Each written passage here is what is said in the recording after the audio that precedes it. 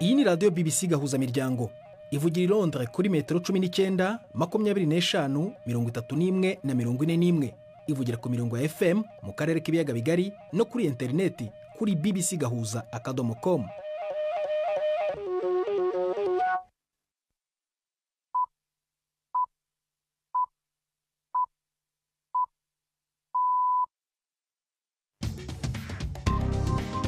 Ubu ni saa 10:30 ku isaha mpuzamahanga ya GMT, ni saa 12:30 ku masaha yo mu Rwanda no mu Burundi.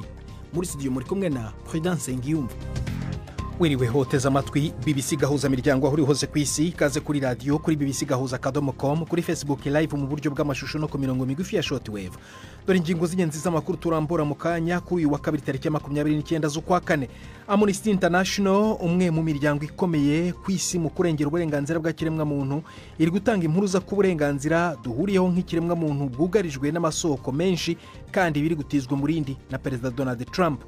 Mu Burundi, aho radio Bonesha FM ikorera, iravuga ko umunyamakuru wayo yaraye ahohotewe ari mu mwuga we, nyamara kandi ngo yari yerekanye ibimuranga. Byagenze gute? Ni umunyamakuru wiri kwizera yagiye kurondera inkuru muri kaminuza y'u Burundi, baramwugarana, baramukubita nko guhera igihe cy'isaha 4 gushika igihe cy'isaha 6:06 irenga. Mu Rwanda, abunganira mico myiza Jean Paul mu mategeko ku byaha bya jenoside baravuga ko bishimiye icyemezo cy'urukiko cyo kuzajya kureba havugwa ko hakorewe ibyaha. Hari ikinamico urunana muri aya makuru yabawe na Nini Radukunda.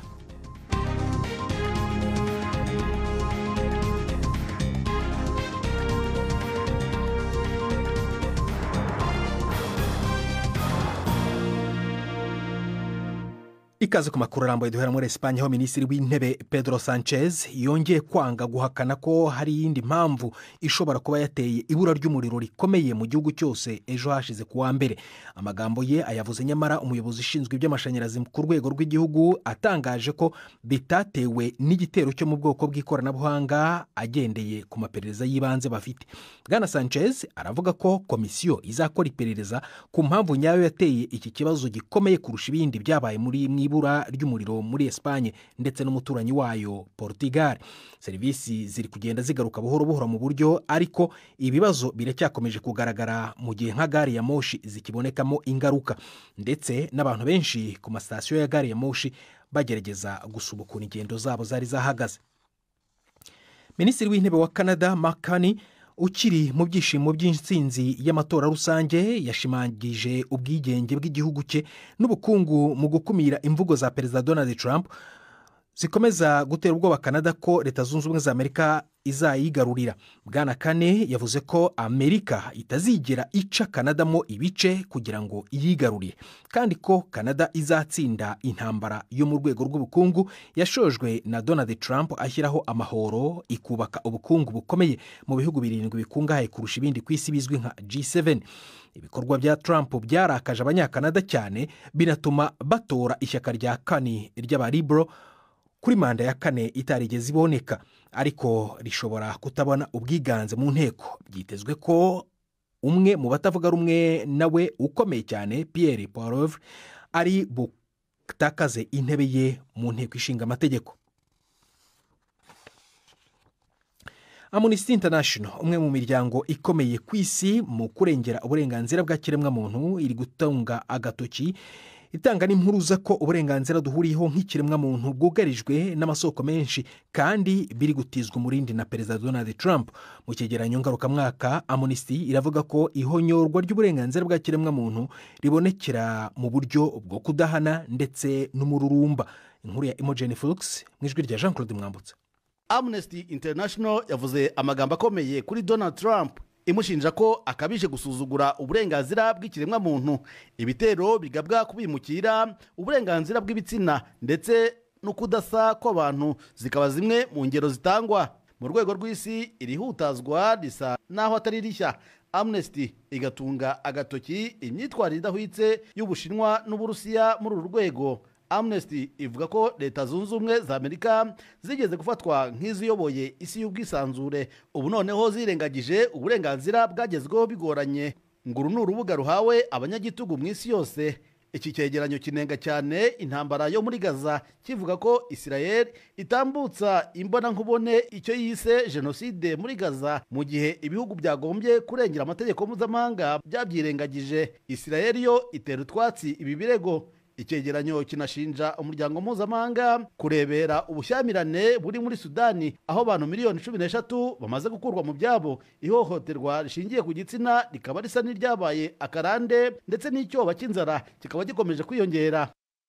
Tujye mu Rwanda mu rubanza rwa Mico Myiza Jean Paul uburana ku byaha bya jenoside. Abamwunganira baravuga ko bishimiye icyemezo cy'urukiko cyo kuzajya kureba havugwa ko uregwa yakoreye ibyaha. Ibyo ngo bikazafasha urukiko kumenya ukuri ku bivugwa ko yakoze ibyaha bya jenoside n'abatangabuhamya bamushinja. Mico Myiza Jean Paul woherejwe mu Rwanda n'igihugu cya Suède muri 2020 aregwa ibyaha bya jenoside, ubufatanyacyaha muri jenoside no gusambanya abagore nk'icyaha kibasiye inyokomuntu. Ibyaha we aburana hakana.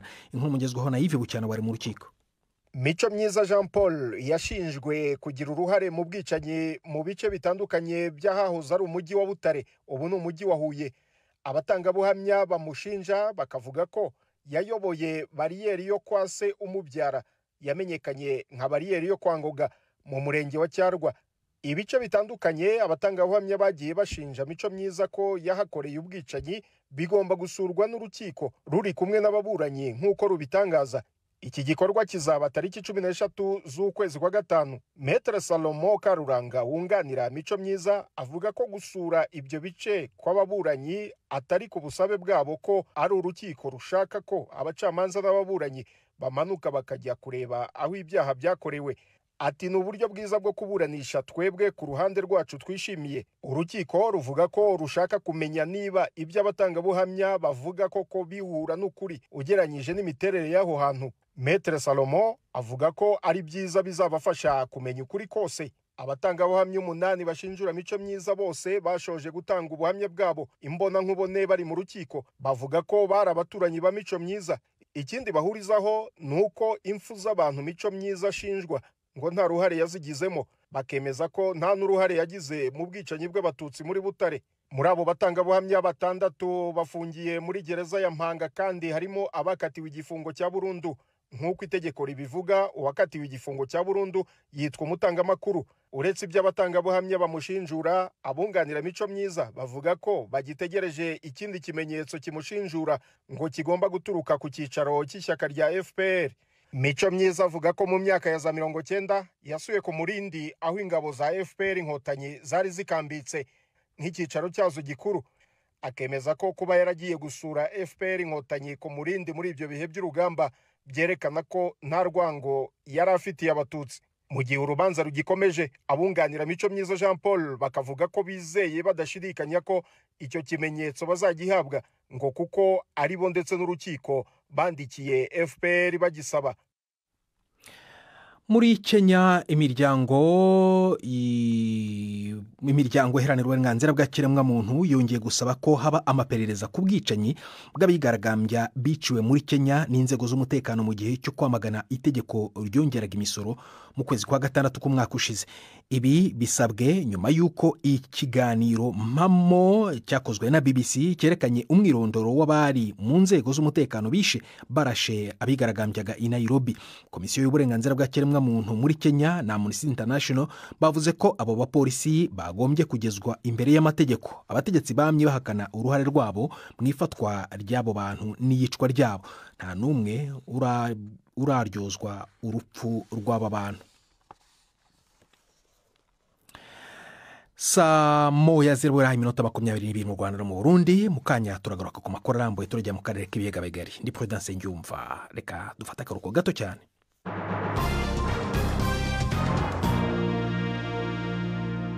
Tujye mu Burundi aho radio Bonesha FM ikorera, ikaba ivuga ko umunyamakuru wayo yahohotewe ari mu mwuga we.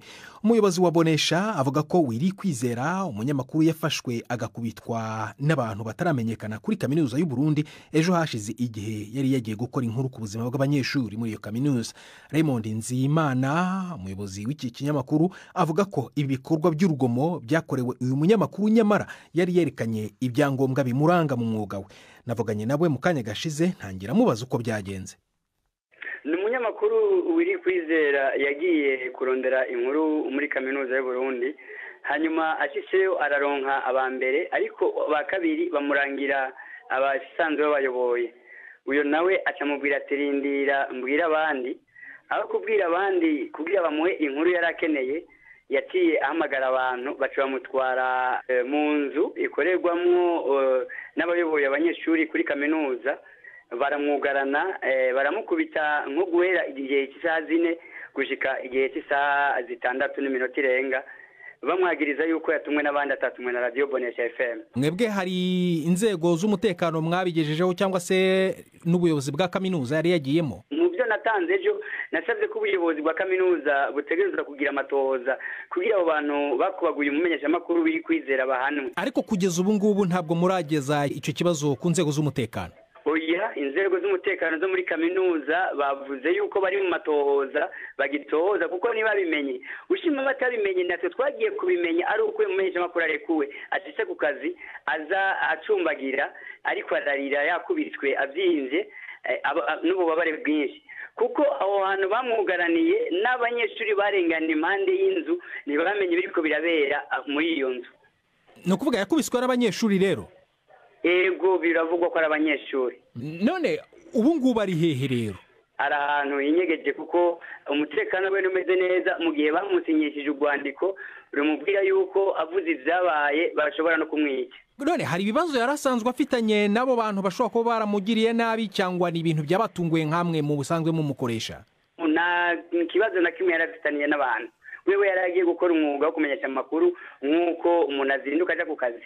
Nitwumva ingene abanyeshure biga muri kaminuza baza amategeko baca bihanira bagize amakenga bari kubaza ubuyobozi bwa Radio Bonesha cyangwa bakabaza mu kigo sense cyangwa bakamutwara umuyobozi bwa kaminuza abo muri kaminuza bakatubaza ariko niba bari bafite ububasha bwo kwihanira no gukubita umuntu buyoka. None ko mukanye mwavuze muti si ubwa mbere ibyo bintu binabaye hari n'abandi banyamakuru basanzwe bahohoterwa icyaha cyo guhohotera ko ari icyaha kireba polisi ku kimwe bwe mwahisemo kugumisha icyo kibazo mu buyobozi bwa kaminuza aho kugira ngo ahubwo mujye muri polisi kurikirana ibyaha nk'ibyo by'ihohoterwa? Mu bantu bose tugira turondere n'igipolisi kirimo n'abajejwe inama nkuru yo kumenyesha amakuru mu Burundi tuteze kubibamenyesha tubandikire tubasabe yuko abo bantu bahohotera abantu bategerezwa kumenyekana kandi bahani.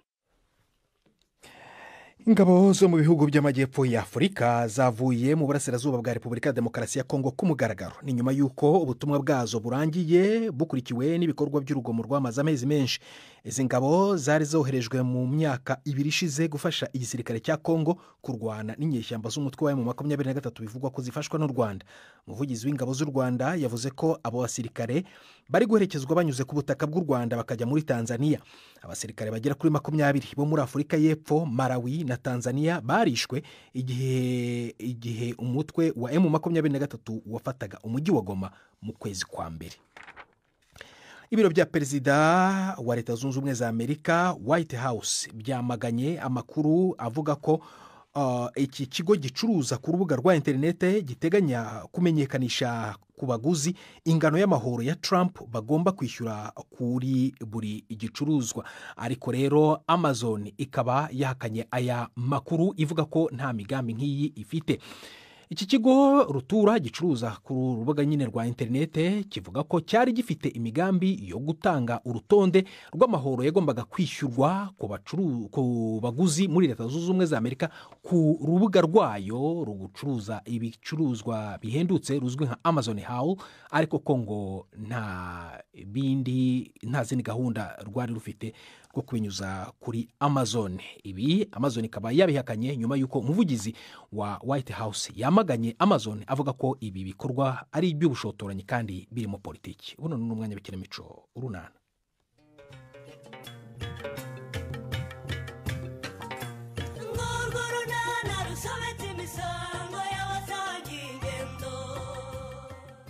Kwa Pascal bugarijwe n'uburwayi. Karemera we yemeje gukemura ikibazo amaze iminsi afitanye na Honorine. N'urunana. Mbese uwo mwana ko arimo kurira Honorine? Ni ubwa mbere sarize niba wumva umufitiye impuhwe cyane ngwino umuhege. Umva kandi umuntu arakubaza neza ukamusubiza nabi. Nyihorera rwose ntongeye kumbaza ibyo bibazo Karemera. wa mwana we nawe akiri kimwe cyangwa rwose ukiyorera. byangenze bitera harimo gucira aho kumira. Honori, mpereza icyo gikoma urimo kumuha numve. ngo iki? Mpereza. Ahubwo se we ni iki? kuki wahaye umwana igikoma rwose kitarimo amata kitarimo n'agasukari? aha, amata se nari kuyikamaho cyangwa isukari wigeze umpa amafaranga yo kuyigura cyangwa nari kwenga ivu rigahinduka isukari? wigeze umbwira ko byashize se nkima amafaranga yo kubigura Honori? ubwo nyine urambyukiye. sinkeneye kongera gutesha umutwe nawe rwose Kareme, mbabarira cyane. Honori, ibibazo twagiranye muri iyi minsi rwose ndabizi. ubwo nyine nibyo wahisemo, reka dukomeze tubane nko muri ubwo buryo. ariko Honori, mbabarira unyumve. kuki ushaka ko nkumva kandi wowe utanyumva? ibyo nagusabye ntubizi? narabyumvise rwose, na mama yarabimbwiye kandi yarabinyumvishije, ndabyumva pe. hanyuma se ko wabyumvise wabikozeho iki Kareme? humura ngiye kureba icyo nabikoraho. cyangwa uravuga gutyo mu buryo bwo kunyikiza gusa? ni ubwa mbere se wambwiye ko tuzabikora? wangiza agacucu gusa, harya ngo ubwo ngubwo ngo ni uko twabyaranye narahoze ndi umukozi wo mu rugo ra. oya wizura akabuzo Honori, ibyo rwose nabivugishijwe n'umujinya cyagiye, sibyo? ushatse wabyikuramo ukabyibagirwa. agaho kari ku wundi karahandurika. ni ukuri ngiye kubikora, sibyo? simubwiye se ko na mama yabinsabye, kandi rwose ndagusaba imbabazi ko nakubwiye amagambo yagukomerekeje. ariko se ubwo urakomeje koko Kareme? ni ukuri pe. nta kibazo. dore ahubwo akina amafaranga uze kugura amata n'isukari ntihongere guha umwana igikoma cyonyine, sibyo? urakoze cyane sheri, reka njye kugura amata n'isukari.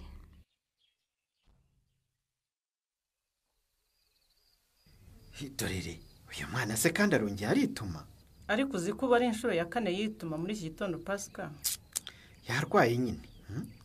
ubu si imiswi none uyu mwana arayikizwa n'iki mwuka byaramo? umbaze nkubaze.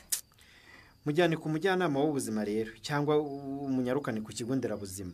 ndamujyana se njye ndi uwuwe. wowe se ufite ikihe kibazo kandi? nanjye simbizi pe, ubu ndumva isereri nta gatege mu maguru, yewe ndumva ndi kugira agaseseme. ngaho da, ubwo wowe nturwaye? simbizi niba ari umunaniro no kuba ntasinzire neza kubera uyu mwana urwaye, simbizi pe. none ubwo ahubwo Pascal, ndakumva. ndashaka kukwitumira. utambwira ngo ujye kukwahirira ibyatsi ngo urivura, jya kwa muganga mukobwa aje. ahubwo ndashaka kukwitumira kuri Stefano. kuntuma kuri Stefano? urashaka kumuntumaho iki ubwo? ugenda umumbwirire ko uyu munsi ntaza ku kazi. ngahore. hanyuma amadosiye? amadosiye urayasinya gute uyu munsi niba utari bujye ku kazi? ubwo ntari businywe nyine. cyangwa hari Stefano wenda arayakuzanira hano yasinye hano mu rugo, hari ikibazo se byo? ntayazana hano, ubundi iyo ntakoze sensinya. yaha, ndumva bitoroshye. genda ubimumbwirire. ewe reka nitegure ngende, hanyuma nyine nawe niwumva utangiye kumererwa neza ujyane umwana kwa muganga cyangwa ku mujyanama w'ubuzima dufashe. ego ko kano kanya suvuye ku santere Honori. ntabwo nagombaga gutinda da. uzi ko usanze n'uyu mwana wasize hano atararya? dore usanze narimaze kumutogosereza igi ngo ndimuhe ubundi ndebe ko namuryamisha. yewega nuko ratagihongo enda nyawe enda kirasha. ego ko mana yanjye have nyogoku. ngo iki? ndajya kuri muhase Honori. reka mbanze nkuzanira amazi rwose ubanze ukaraba imbere yo kumutonorera. reka ibyo se byo kubanza gukaraba urumva atari ugutinza umwana kandi umwana yisonzeye nyabu? oya mabo, ihangane rwose ubanze ukaraba intoki ni ukuri. ariko se ubundi uretse gukabya bitwaye iki wa mwana we? ukuze isi urabona koko zanduye? guha umwana amafunguro utabanje gukaraba intoki bishobora gutuma uwo mwana arya umwanda bityo bikamutera indwara. reka imana niyirinde. nyamara imana ifasha ubifashije mabo. rwose ni ingenzi ko mbere yo kugaburira umwana umuntu agomba kubanza gukaraba intoki akoresheje amazi meza n'isabune. yewe burya na mbere yo gutegura amafunguro y'umwana ugomba kubanza gukaraba intoki ukoresheje amazi meza n'isabune. aha, dore ndabiretse da. ngaho zana ayo mazi mbanze nkarabe ubundi nigaburira kuzukura. ahubwo se mabo karame, ubanza utamenye icyo nakuzaniye. unzaniye iki se mukazana wanjye? akira. yego mana yanjye yewe iki gitenge se wayo wowe nicyo nkugure rwose hariya ku isanire mabu utunguriye igitenge nyabu yego rwose nicyo ndakikugura yego mana yanjye we urantunguye ni mu rwego rwo kugushimira yo uranshimira se nakoze iki mwana wa erega buriya waramfashije cyane ye yagufashije iki nyabu nyine waramvuganiye rwose niwe watumye Karemera yumva ikibazo cyanjye mbese erega biriya by'uko umugabo abana n'umugore wabo w'umugore batamuzi si umuco mwiza rwose narishimye rero narishimye cyane rwose nibyo ni ukuri pe erega buriya nanjye Karemera noneho dutangiye kumvikana nibyo ubu noneho ni amahoro ni amahoro rwose mbese buriya nta kuntu wamumvugishiriza ukamusabira guhita nyine atanga itariki yavuye kujya kunsaba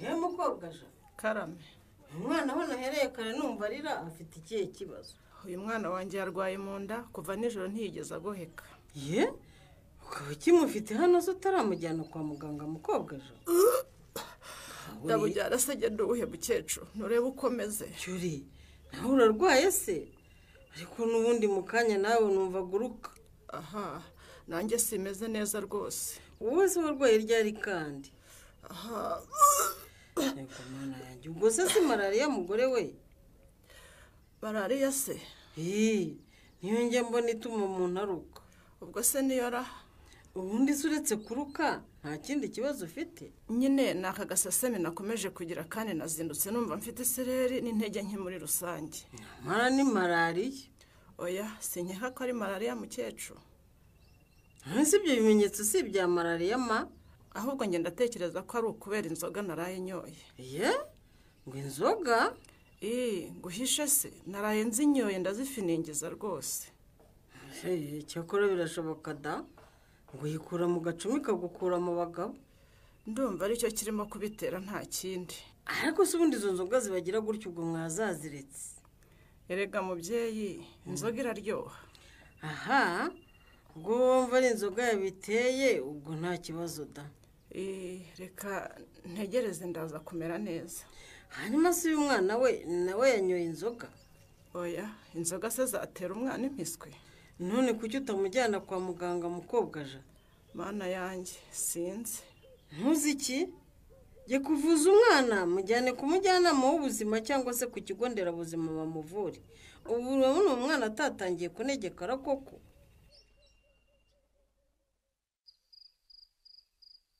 nizere ko ntagutindije ariko ubudehe oya ntabwo wantindije ahubwo urabangutse pe aha cyakora urakoze kunyihanganira ukantegerereza hano rwose ku ishuri ariko se urumva nari kunanirwa kuhagutegereza kandi ariyo gahunda twari twahanye tugomba kuhahurira sha reka noneho nkinga ishuri tugende umbwire ndakubwira iki se shaho kuko nabuze nayo nshira nayo mira ego ko ejo warabimbwiye kuri telefone numva bidahagije tugomba guhura ngo uyampe neza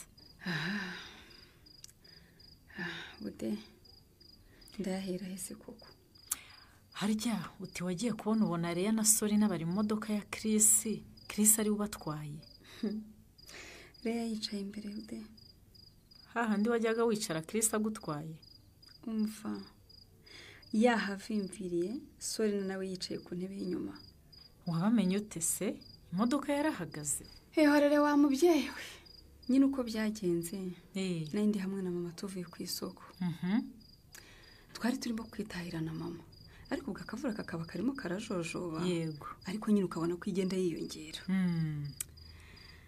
nuko tugiye kubona tubona imodoka itugeze iruhande ntiduturutse inyuma tubona imodoka ya Chris yego nuko itugeze iruhande tubona irahagaze muyihagaritse se oya da ntabwo twayihagaritse rwose nuko Chris aradusuza aratubwira ngo nituza dutware imvura itatunyagira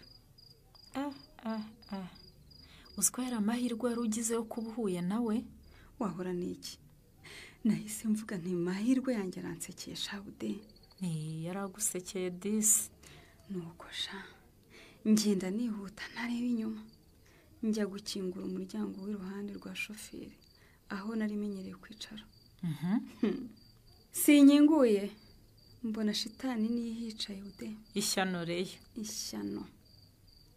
Ndebye mu ntebe y'inyuma mbona umuntu witwa Sori naragaramye cyane. Ariko mana yanjye mbega ngo urabona rubi. Umva nahise nsubira inyuma ntazi n'ibyo ndimo na mama nabo babonye agira umujinya. Nuko Chris aringinga ariko ubwo njye na mama twari twamaze kurenga. Ariko nk'ibi ni ibiki koko? Ariko urumva impamvu zo kudasubizwa amabaruwa yanjye nandikiye Chris. Shawuri uriya rukobwa ngo nireya rwamaze kumwigarurira neza neza. Byararangiye nyine. Ayo narize ndimo kwihanagura nta kundi bude. Ubu byarangiye. Yego rata. Niyo mpamvu amabaruwa yose wamwandikiye nta nimwe yagusubije. Ariko buriya mbashije kumirwa. Kumirwa gusa. Ariko reya ni umugome w'indengakamere. Gusa na Sori na mukuru wanjye bifitemo uruhare kandi runini. Ngiye kumutera iwe mwihanize. Bude ntiwabyumva. Arambabaje gusa nta kundi. Umukobwa wari inshuti yanjye akaba ari nanjye wamweretse Chris. Ni ibingi bankoreye koko bude. Harya ngo byuje kumbwira n'ibiki budense. Ariko se koko mbwira mukuru wa. Uri mukuru wanjye sibyo? Ndi mukuru wawe rwose. Kandi nawe uri murumuna wanjye. None ariko reka mbanze nkwibarize. Mbaze ikize? Mu by'ukuri Agnes umuzizi iki? Yakubwiye ko ari cyo muziza? Ariko mana yanjye. Ariko ubundi cyo nakoze kidasanzwe ngo niki?